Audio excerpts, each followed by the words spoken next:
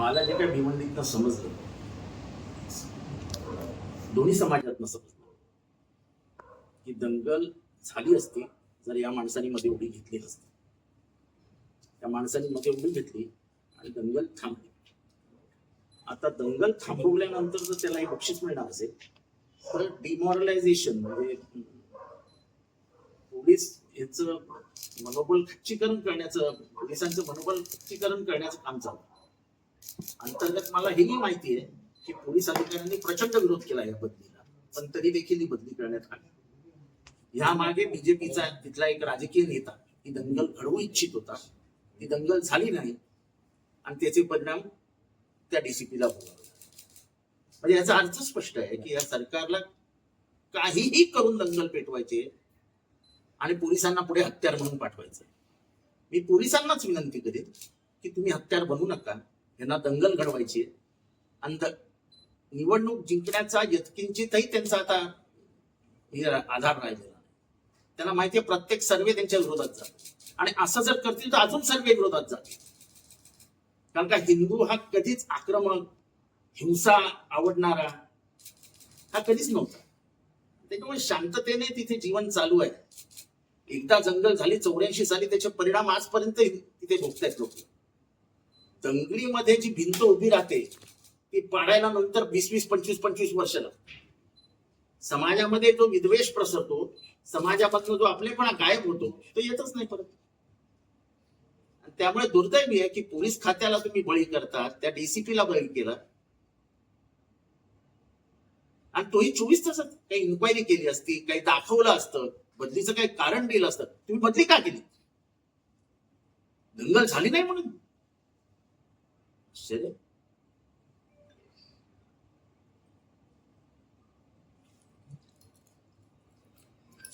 कांदळावरून वाचवण्यासाठी 120 कोटीचं टेंडर सरकार काढतं. हे भ्रष्टाचार सोडून द्यावं, ते भ्रष्टाचार पाचवीला पुजलाय त्यांच्या.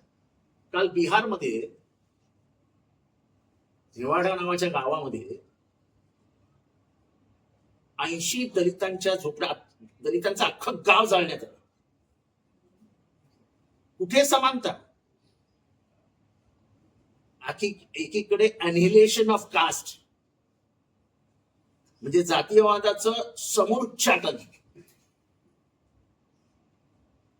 हे बाबासाहेबांचं म्हणणं होतं.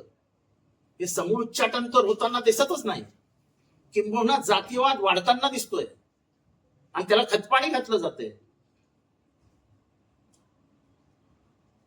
बीजेपी 400 पार जर झालं असतं तर काय झालं असतं याचा विचार करा.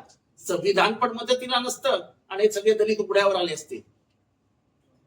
कमीत कमी आज संविधान तरी मदतीला आहे. आमच्यासारखी माणसं तरी येत बोलायला. तिथनं तेजस्वी यादवनी जोरदार स्टेटमेंट दिलंय. काय चालू आहे?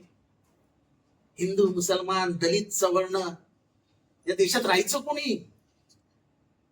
एकदा ठरवा आता. म्हणजे माझ्या अंदाजाने बेलचीमध्ये जे हत्याकांड झालं होतं आणि इंदिरा गांधी बेलचीला गेल्या होत्या, ते बेलची पण बिहार मधलंच गाव होतं. असंच दलितांना मारण्यात आलं होतं. त्याच्यानंतर हा प्रकार घडतोय. तेव्हा इंदिरा गांधींना जाण्या वाचून रोखलं होतं. इंदिरा गांधी हत्तीवर बसून बेलचीला गेले होते आणि लाखो आदिवासी आणि मागासवर्गीय उभे होते इंदिराजींच्या स्वागताला. आणि त्यानंतर लगेच त्यांनी 80 सालची निवडणूक जिंकली. एवढा प्रवास केला आपण, म्हणजे एवढं विकसनशील देश भारत झाला, काय बघतोय तर दलितांचं गावच जाळून टाकलं. काय दलितांनी जगू नये भारतात? त्यांची परिस्थिती काय दलितांची? आजही आपण त्यांना गावाच्या बाहेर बघतो. आजही ठाण्यामध्ये चांगल्या चांगल्या गटारांमध्ये, नाल्यांमध्ये कोण उतरतं?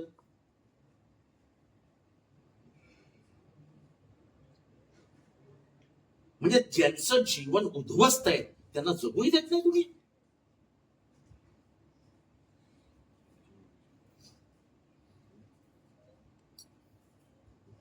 आणि अशा अत्याचाराविरुद्ध, अनाचाराविरुद्ध बोललंच पाहिजे. खुल्या मनाने बोललं पाहिजे. त्यांनी का सहन करावं हे?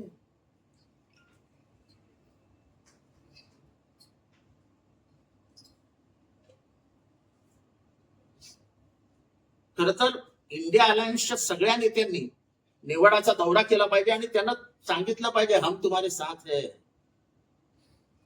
हम तुम्हारे साथ है. त्यांना आज आधाराची गरज आहे, त्यांना आज ताकदीची गरज आहे.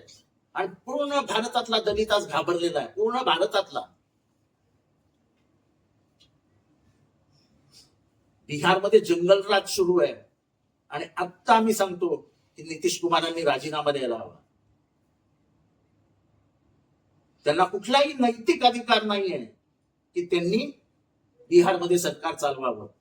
ते स्वतः एक मागासवर्गीय आहेत, ओबीसी आहेत. ओबीसीवर अत्याचार होतोय, बीसीवर अत्याचार होतोय, एसटी वर अत्याचार होतो, पिछड़ा अति पिछड़ावर अन्याय के ऊपर अन्याय हो रहा है और आप शांत बैठे हो.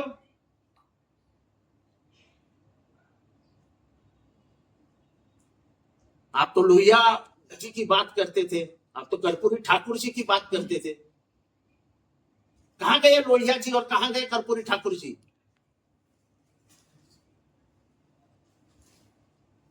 उससे तो लालू प्रसाद जी अच्छे. जब दंगे होते थे, कोई किसी को छेड़खानी करता था, खुद घुस जाते थे. समाज को लेके, साथ में लेके शासन चलाना चाहिए. शासन अगर खुले आंख से देखेगी कि 80 गांव वाले जलाए जा रहे हैं, उनके घर जलाए जा रहे हैं, फायरिंग हो रही है, दबंगियों की इतनी ताकत के वो जाके वहां फायरिंग करते हैं. ये देश क्या बन रहा है? ये देश के पिछड़े और अति पिछड़ों ने क्या सोचना चाहिए? ये देश हमारा है कि नहीं है? एक बार बोल दो हमको.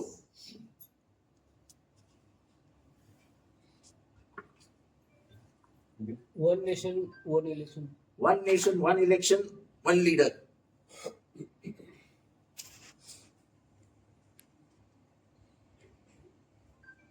हा सरळ सरळ लोकशाहीची हत्या होईल.